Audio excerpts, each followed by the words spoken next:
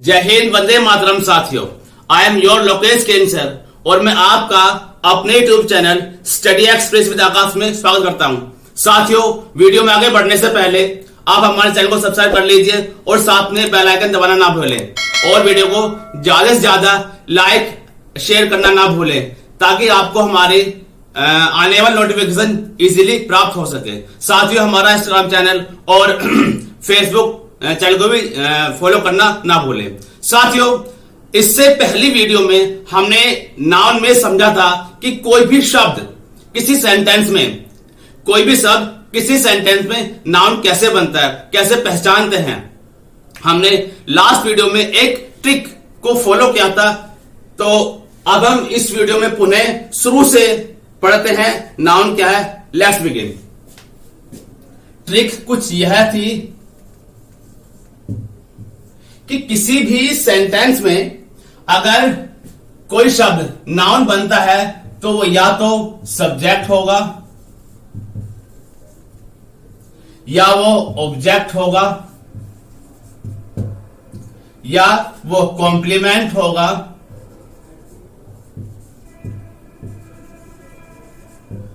या फिर वो प्रीपोजिशनल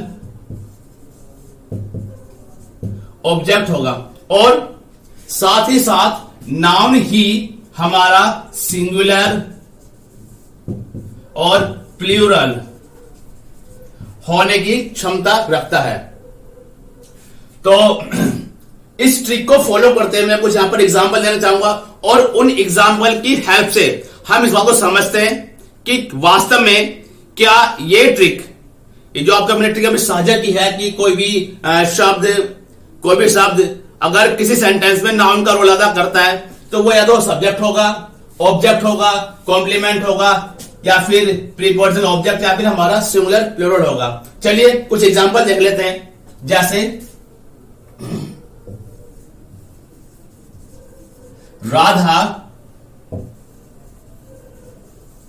टीचेस राजेश। यहां पर राधा टीच वर्ब का सब्जेक्ट है।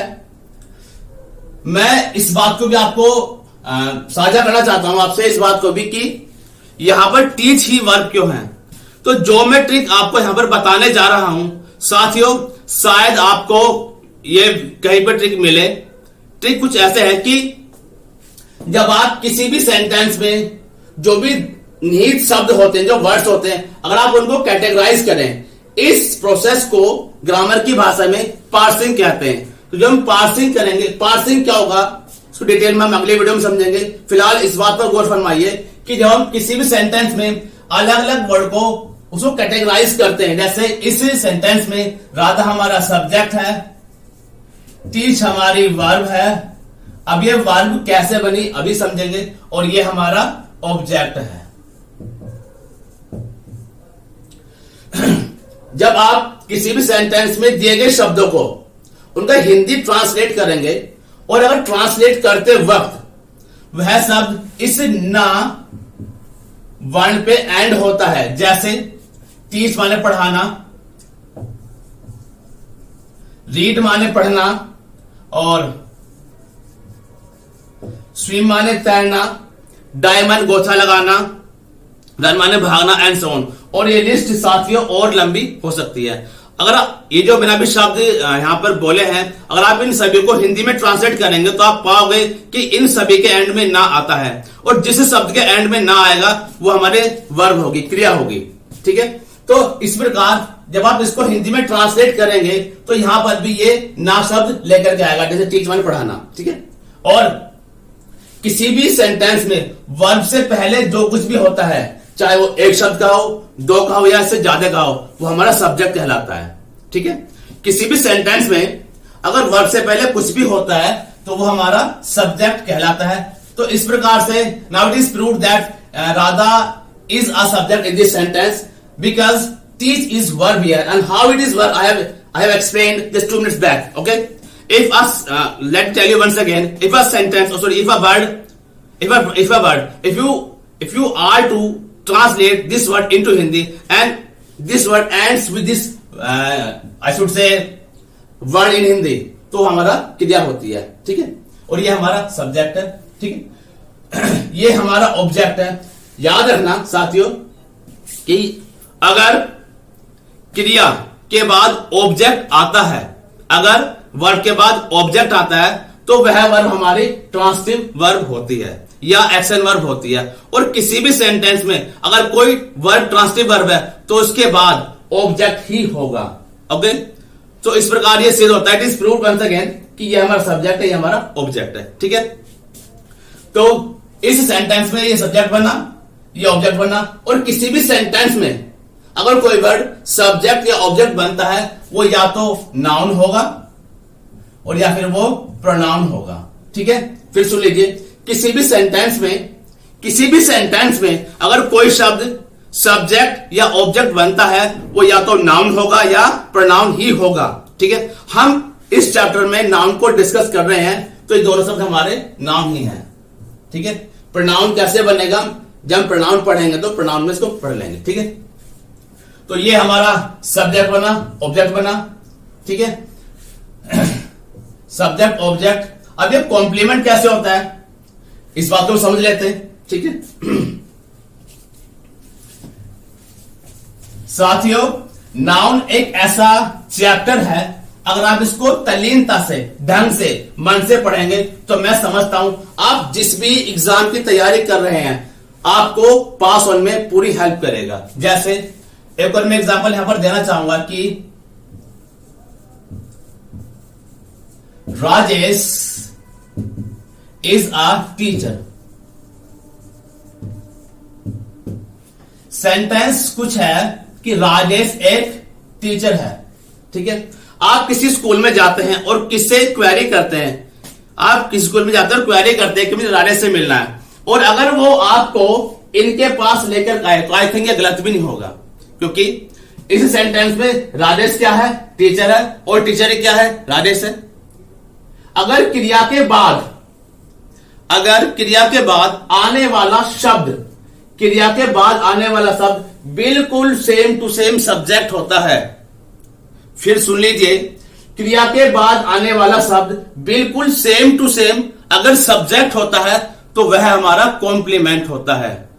राजेश क्या है, टीचर है। अरे टीचर ही तो राजेश है और राजेश ही टीचर है, बोथ आर सेम, तो ये हमारा क्या है, कॉम्प्लीमेंट है, ठीक है। सीखा किसी सेंटेंस में कोई शब्द नाउन बनता है तो सब्जेक्ट होगा, ऑब्जेक्ट होगा, कॉम्प्लीमेंट होगा। अब समझते हैं कि नाउन में, किसी सेंटेंस में नाउन हमारा सिंगुलर प्लूरल बन के भी एक्चुअली है क्या, किसी सेंटेंस में नाउन सिंगुलर और प्लूरल भी बन जाता है। अब किस नियम के द्वारा नाउन को हम बहुवचन बना सकते हैं, प्लूरल कर सकते हैं, देखते हैं, चीजों को समझते हैं और आगे बढ़ते हैं।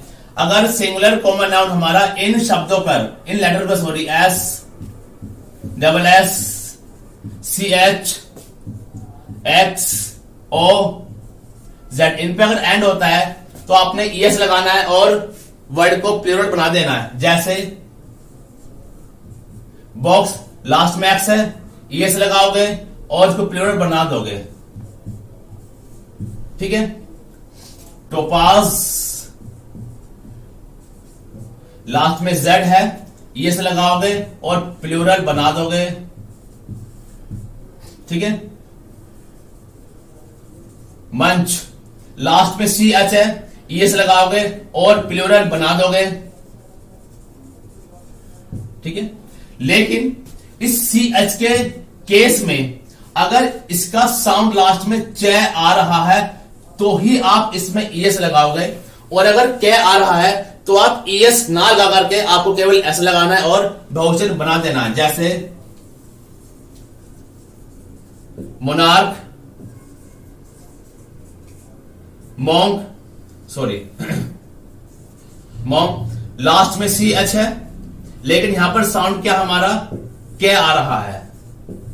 तो अगर साउंड के आ रहा है तो you just need to put S only S, you have to push only s to make it plural, like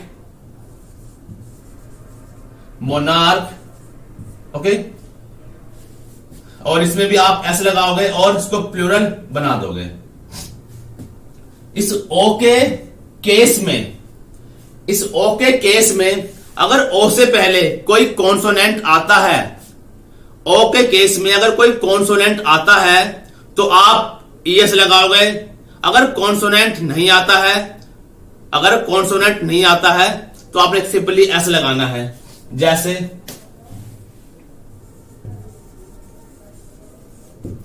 यहां पर कॉन्सोनेंट नहीं है, वोवेल है, तो आप एस लगाओगे, उसको प्लूरल बना दोगे। इनके साथ साथ कुछ नाउन हमारे एफ और एफ ई पर एंड होते हैं, कुछ नाउन हमारे एफ और एफ ई पर एंड होते हैं। जब वो एफ और एफ ई पर एंड हो रहे होते हैं तो आपने एफ और एफ ई को रिमूव करना है और एफ और एफ ई के स्थान पर वी ई एस लगाना है और उसको भी बहुवचन बना देना है। चलिए आगे चलते हैं, चीजों को समझते हैं कैसे, जब देखते हैं। यहां पर मैं कुछ एग्जांपल्स लिखना चाहूंगा। वाइफ, एफ ई रिमूव करना है और वी एस लगाना है। वाइफ्स जैसे knife, again F E remove करना है, वी एस लगाना है। ठीक है, तो ये भी एक ट्रिक है नाउन को प्लूरल करने की। हमने सीखा किसी सेंटेंस में नाउन कैसे कैसे काम करता है। अब इससे पहली वीडियो में साथियों हमने इस बात पर भी गौर फरमाया था, डिस्कस किया था कि नाउन नॉर्मली किताबों में अक्सर 5 तरह का लिखा होता है। अगर आप इसको ऐसे समझे, पहली वीडियो में हमने कैटेगराइज किया था कि नाउन नॉर्मली 2 प्रकार का होता है, काउंटेबल, अनकाउंटेबल। काउंटेबल में क्या और अनकाउंटेबल में क्या, हमने इस चीज को भी साझा किया था। साथियों अब हम नाउन को और डीप में पढ़ेंगे। नाउन 5 तरह का होता है चार्ट के अकॉर्डिंग, काउंटेबल अनकाउंटेबल को छोड़ करके। ठीक है, proper, common, collective, material, abstract. Okay, इन चीजों को हम विद एग्जांपल नेक्स्ट वीडियो में पढ़ेंगे। साथियों तब तक के लिए आपसे आगे लेता हूं, अपना ध्यान रखना और हमारी वीडियो को लाइक, शेयर, सब्सक्राइब करना ना भूलें। हमारा इंस्टाग्राम पेज और फेसबुक पेज को फॉलो करना ना भूलें। अगर आपको वीडियो अच्छी लगी हो तो प्लीज शेयर करें ताकि आपको ज्यादा से ज्यादा और जल्द से जल्द आपको हमारे आने वाले वीडियो नोटिफिकेशन मिल सके। Okay, till then good bye, जय हिंद।